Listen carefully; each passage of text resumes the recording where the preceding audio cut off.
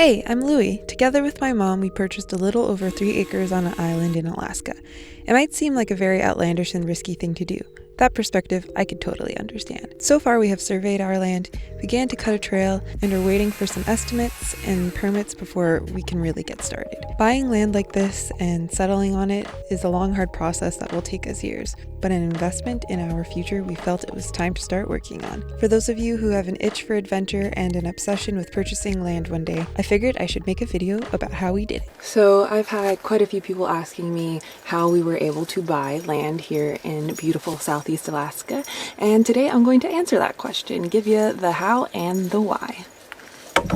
We chose Alaska for several reasons. The first being climate change. I grew up in Northern California and I have seen the changes in the climate over the past 10 years happen.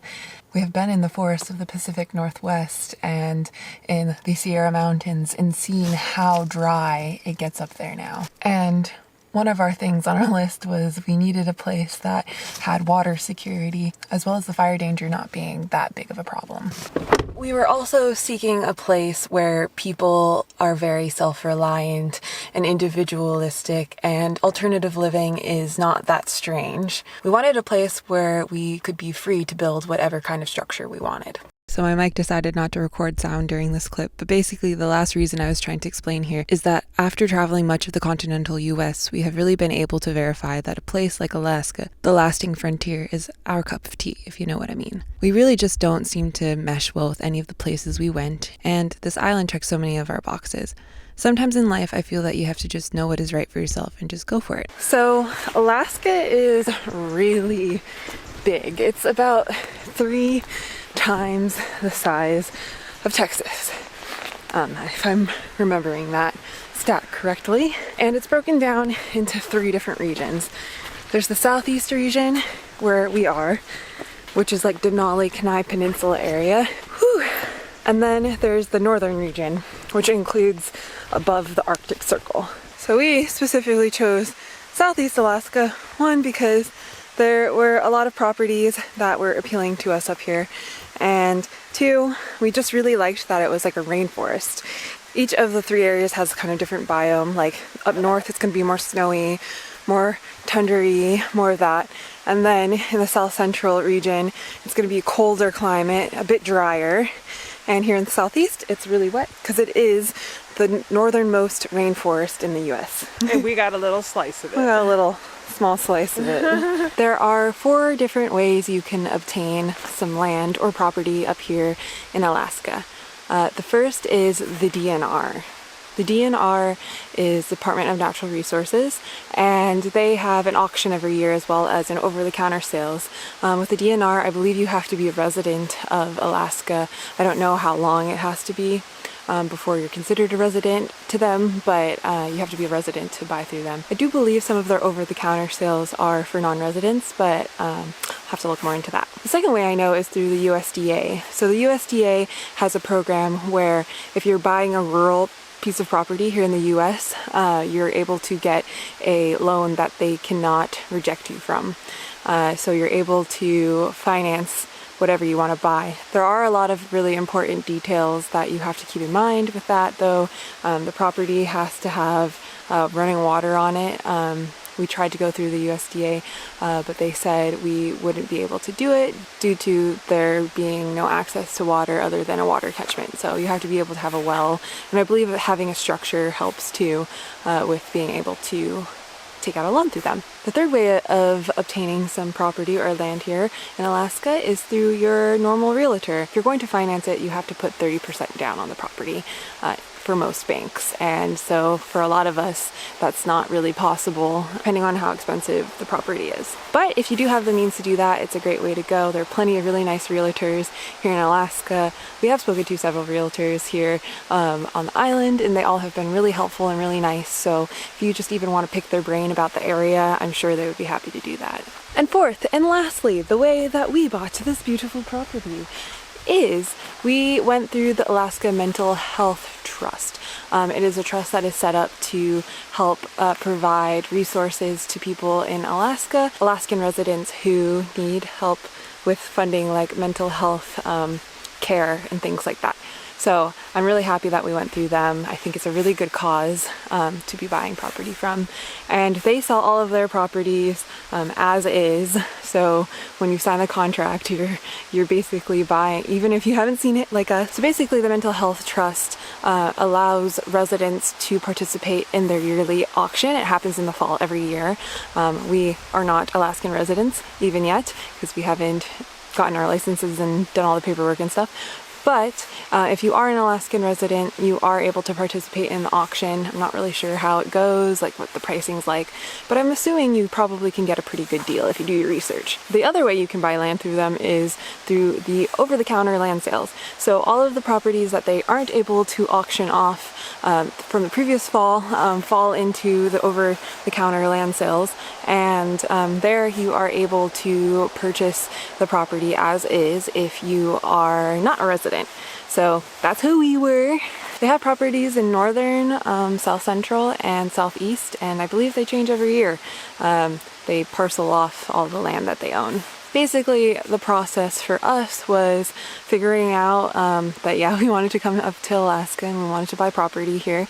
And then the next thing you do is, once you find a property that you really like, you are able to put in an application to request the property. So you have to put 10% down of what the property's total value is. Then afterwards you're able to either finance it. They do a loan that is 3% plus whatever the interest rate is, the federal interest rate is, and you can do that over I think up to 20 years. I should know this, 20 years. And then they create a plan for you to pay it off. For us, I'm not going to disclose how much we paid for the property. That's something that we personally would like to keep private. But yeah, we got a really good deal. We even got money taken off of the property. And yeah, so we save a lot of money. And basically every year you can choose to either pay your payments monthly, bi-yearly, I believe, every 6 months, or every 12 months. We chose every 12 months because it just is going to give us time to save and be able to make those big payments. So yeah, it's great. Every year we have to pay one large chunk of money and it goes to the property. And yeah, so I mean, our plan is to pay it off faster than what our loan agreement is, but it's nice to be able to know that, like, okay, this is really affordable, like I can pay this every year, no problem. Yeah.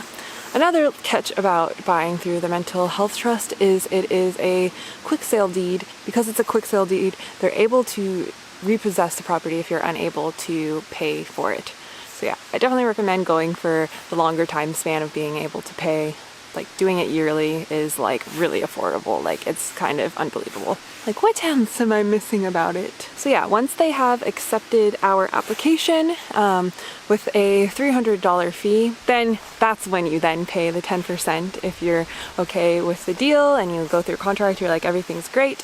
And yeah, then you pay 10% of the property, and that basically locks in the property, and then they send you over a mortgage, basically a contract, and yeah, the property is all yours. It's a fairly easy process. Now, I have neighbors in the RV park who said it took them a whole year to close their deal, but that's because they were working with like another neighbor and some other people on the island who also wanted the property. People can swing in and offer more money than what you offered for a property, so that's something to definitely keep in mind. So yeah, I think that's everything. If you're looking for land, I wish you good luck.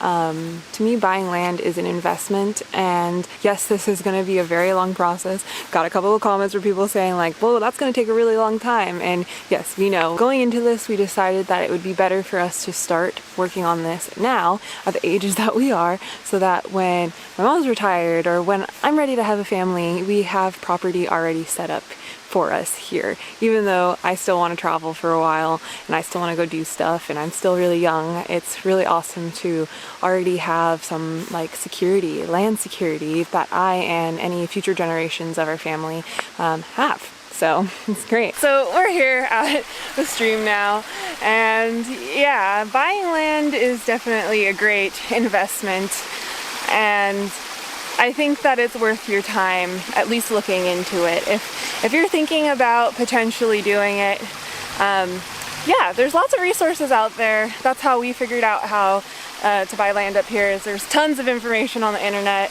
The internet is your friend when it comes to buying land. And you know, we did buy this property sight unseen, so our expectations versus reality are definitely something that we were like very aware of when we decided to come up here without seeing it yet. So I think my expectation before going into this was that it was going to be a lot easier to develop land, which is just like not a very realistic way to go about it.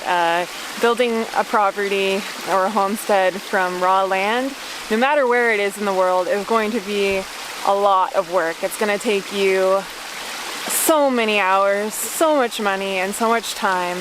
I think if I were to go back in time and set my expectations differently, it would be to remind myself that this is gonna be a lot of work, and it's okay to not speed through it. It's okay to take my time through it and enjoy the process of doing this. That is where I am now with it. That's the reality of it, is this is a beautiful property, but it's gonna be a lot of work. I personally wouldn't recommend buying sight unseen. It's obviously better to see the property before you go. But I think with an ample amount of research, like really do your research, contact contractors in the area, talk to realtors, get on forums, talk to people about the area, talk to people about the land, price things in the area, and see if it's something that you actually want. See if it checks all of the boxes. I think it's definitely doable. Pioneers used to do that. Settlers used to do that back in the day. They would buy properties without even seeing it and set up their homesteads there. So obviously it is modern day where you can go to a place and check it out first. But you know, if you're adventurous and a risk taker and the property's priced at a price where you feel like you wouldn't be at a loss, if you didn't actually want to develop a big property there, then I say go for it. So yeah, thank you for watching this video. I hope it has been of help to you. This video is going to kind of be like a forum type video where I'm going to make sure that I answer a lot of the comments and respond to you guys. And yeah, y'all answer each other's questions, but be nice. That's all I ask. Be respectful, and yeah, I think that we can help each other out here. People who have bought land before and people who are looking to buy land, and specifically in Alaska, but all over the world. Thanks for watching, guys. I'll see you in the next video. Bye!